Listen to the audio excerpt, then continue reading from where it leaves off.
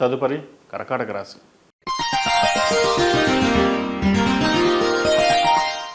కర్కాటక రాశి వారికి మార్చి 29వ తేదీ నుండి అష్టమ శని ముగుస్తుంది. భాగ్యంలోకి శని ప్రవేశిస్తున్నారు. అలాగే గురు వ్యయంలో సంచరిస్తున్నారు. కాబట్టి ఈ రాశి వారికి పట్టిందల్లా బంగారం అన్నట్లుగా పరిస్థితులు గోచరిస్తున్నాయి. కర్కాటక రాశి వారికి 2025 మే నుండి కేతు 2వ ఇంట్లో, రాహు అష్టంలో ఉంటారు. ఈ కాలంలో ఆర్థికపరమైన కొన్ని జాగ్రత్తలు తీసుకోవాలి. సంవత్సరం ద్వితీయార్థంలో వ్యాపారపరంగా ఈ రాశిలో జన్మించిన స్త్రీ పురుషులకు మిశ్రమ ఫలితాలు గోచరిస్తున్నాయి. ప్రజాకర్షణ ఏర్పడుతుంది. రాజకీయపరమైన పదవులు లభించే అవకాశం గోచరిస్తోంది. ఆరోగ్య విషయంలో మటుకి జాగ్రత్తలు తీసుకోవాలి. ఆరోగ్యపరమైన విషయాలలో నిర్లక్ష్యం వహించకండి. సెల్ఫ్ డ్రైవింగ్, స్విమ్మింగ్ విషయంలో తగు జాగ్రత్తలు తీసుకోవాలి. ఆధ్యాత్మికమైన కార్యక్రమాలు విశేషంగా ధనాన్ని ఖర్చు చేస్తారు. ఇందువల్ల మనశ్శాంతి లభిస్తుంది. వివాహ ప్రయత్నం చేస్తున్న వారికి మంచి సంబంధం కుదురుతుంది. సంతానం కోసం ప్రయత్నిస్తున్న వారు కూడా ఈ సంవత్సరం సంతాన ప్రాప్తి కలుగుతుంది. అలాగే సంతాన అభివృద్ధి కూడా బాగుంటుంది. వృత్తి ఉద్యోగాల పరంగా ఈ సంవత్సరం ప్రథమార్థంలో పురోగతి సాధారణంగా ఉంటుంది. ద్వితీయార్థంలో మంచి అభివృద్ధి కనిపిస్తుంది. ఉద్యోగపరంగా స్థిరంగా ఈ సంవత్సరం ఉంటుంది. ఆర్థిక అంశాలు కూడా బాగుంటుంది. అయితే ఉద్యోగ ప్రయత్నాలు చేస్తున్న వారికి ప్రమోషన్ విషయంలో కొంత ఆలస్యం జరిగిన మంచి అభివృద్ధి బాగుంటుంది. నూతన ఉద్యోగ ప్రయత్నాలు చేసే వారికి ఏప్రిల్ తర్వాత ప్రారంభిస్తే మంచి ఫలితాలు ఉంటాయి. విదేశీ యానం చేయాలనుకునే వారికి కొన్ని ఆటంకాలు ఎదురవుతాయి. గ్రీన్ కార్డు విషయంలో, H1B విషయంలో కొంత జాప్యం జరుగుతుంది. లేదా డాక్యుమెంట్స్ కావచ్చు, ఏదైనా కావచ్చు, కొన్ని ఇబ్బందులు అనేవి ఏర్పడతాయి. కాబట్టి వాటి విషయంలో కొన్ని జాగ్రత్తలు తీసుకోవాలి. సుబ్రహ్మణ్య పాశుపత హోమం, అలాగే అంగారక పాశుపత హోమం చేయించడం వల్ల ఇబ్బందుల నుండి తొలగిపోతాయి. కొంతవరకు తొలగే అవకాశాలు కూడా కనిపిస్తోంది. వ్యాపారస్తులకు వ్యాపారపరంగా ఈ సంవత్సరం బాగుంటుంది. సాఫ్ట్వేర్ రంగానికి ఈ సంవత్సరం బాగుందని చెప్పచ్చు. అలాగే రియల్ ఎస్టేట్ వ్యాపారస్తులకు, ఫైనాన్స్ సెక్టర్లో ఉన్నవారికి, అలాగే వైద్య వృత్తిలో ఉన్నవారికి, లాయర్లకి ఈ సంవత్సరం చాలా బాగుందని చెప్పచ్చు. మునుపటి సంవత్సరం కంటే ఈ సంవత్సరం ఆదాయం మరింతగా పెరుగుతుంది. కష్టాఫలి అన్నట్టుగా ఈ సంవత్సరం మీకు ఉంటుంది. పేరు ప్రఖ్యాతలు లభిస్తాయి. రాజకీయంలో పలుకుబడి పెరుగుతుంది. రాజకీయం ద్వారా లబ్ధి పొందుతారు. అయితే ధనాన్ని ఖర్చు పెట్టేటప్పుడు కొన్ని జాగ్రత్తలు తీసుకోవడం చెప్పదగినది. అది తప్ప అన్ని విషయాల్లోనూ ఈ సంవత్సరం బాగుందని చెప్పవచ్చు. మీకున్న తెలివితేటలు కావచ్చు, సమయస్ఫూర్తి కావచ్చు, అనుకున్న పనిని సకాలంలో పూర్తి చేస్తారు. ఎవరు ఎన్ని చెప్పినా, ఎన్ని ఆటంకాలు ఎదురైనా తట్టుకుని నిలబడే శక్తి మీకు ఆ భగవంతుడు ఇస్తాడు కూడా. ఏది ఏమైనప్పటికీ, ఎన్ని రకాలుగా ఉన్నా దైవారాధన మటుకి మర్చిపోకండి. కుదిరితే రోజు రాహు స్తోత్రాన్ని పఠించండి. నవగ్రహాల్లో రాహు స్తోత్రం పఠించడం వల్ల కొన్ని సమస్యల నుండి బయటపడగలుగుతారు. అలాగే ఆరోగ్యపరంగా చిన్న చిన్న ఇబ్బందులు ఏమైనా ఉన్నా తొలగిపోతాయి. వివాహ బంధవ్యం మెరుగుపడుతుంది. వివాహ బంధంలో ఏదైనా సమస్యలు ఉంటే అవి తొలగిపోతాయి. జీవిత భాగస్వామి అండదండలు మెరుగ్గా లభిస్తాయి. సంతానాభివృద్ధి బాగుంటుంది. వాటి కోసం ఎక్కువ ఖర్చు చేయాల్సిన పరిస్థితి కూడా గోచరిస్తోంది. అయితే మంచి అభివృద్ధి కాబట్టి ఖర్చు విషయంలో వెనకాడకుండా ముందుకు సాగండి. కుటుంబంలో తల్లిదండ్రుల ఆరోగ్య పరిస్థితి కొన్ని జాగ్రత్తలు తీసుకోవాలి. ఎందుకంటే వాటి విషయంలో కొన్ని ఇబ్బందులు ఎదురయ్యే అవకాశం గోచరిస్తోంది. కాబట్టి ముందుగా ఏమైనా ఆరోగ్య సమస్యలు ఉంటే చూసుకుని ముందుకెళ్ళడం చెప్పదగిన విషయం.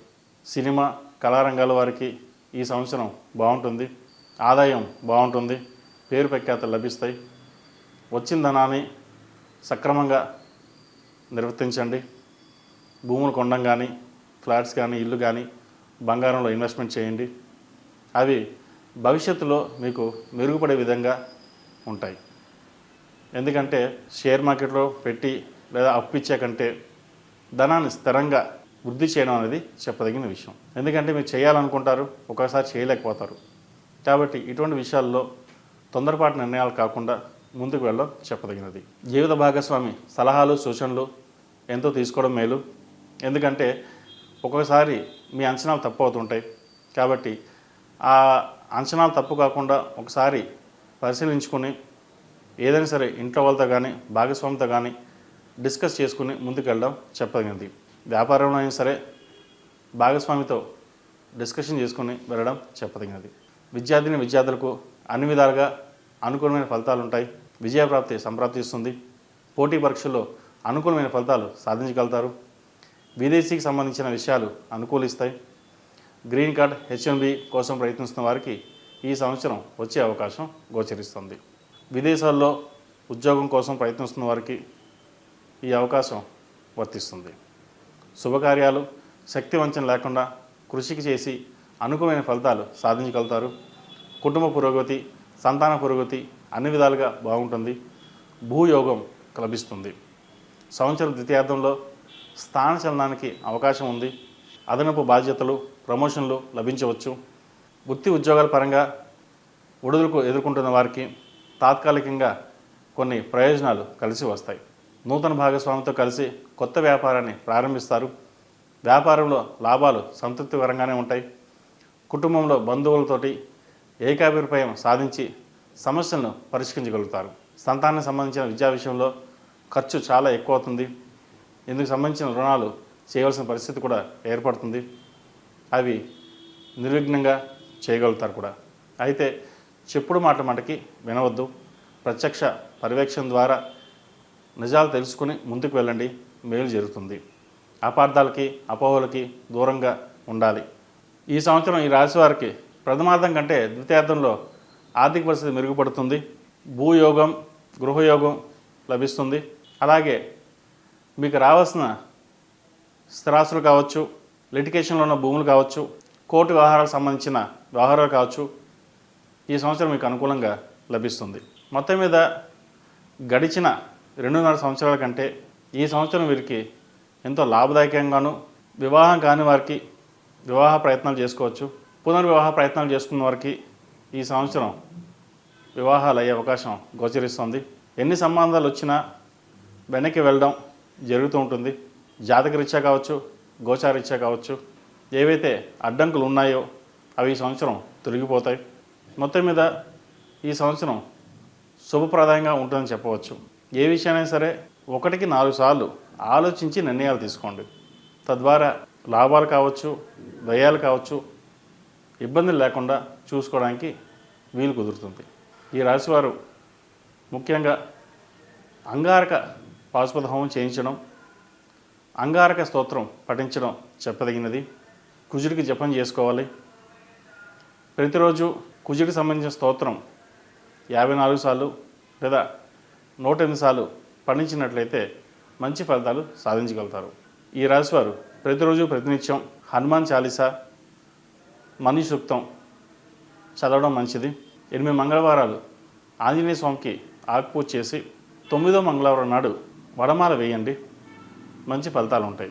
ఈ సంవత్సరం రియల్ ఎస్టేట్ వ్యాపారస్తులకు బాగుందని చెప్పచ్చు. కన్స్ట్రక్షన్ ఫీల్డ్లో ఉన్నవారు కూడా ఎప్పటి నుండో ఆగిపోయిన ప్రాజెక్టులు మొదలవుతాయి. అలాగే వ్యాపార పరంగా కూడా గత 2 సంవత్సరాల కంటే ఈ సంవత్సరం వీరికి బాగుందని చెప్పచ్చు. సేల్స్ గణనీయంగా పెరుగుతాయి. లాభాలు బాగుంటాయి కూడా ఈ సంవత్సరం. లాభాలు కూడా ఈ సంవత్సరం బాగుంటాయి.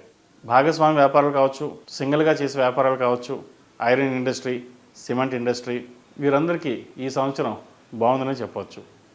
అయితే ఆటోమొబైల్స్లో ఉన్నవారికి కొంత ఇబ్బందికరమైన వాతావరణం నెలకొంటుంది. వాటి విషయంలో కొంచెం జాగ్రత్తలు తీసుకోవాలి.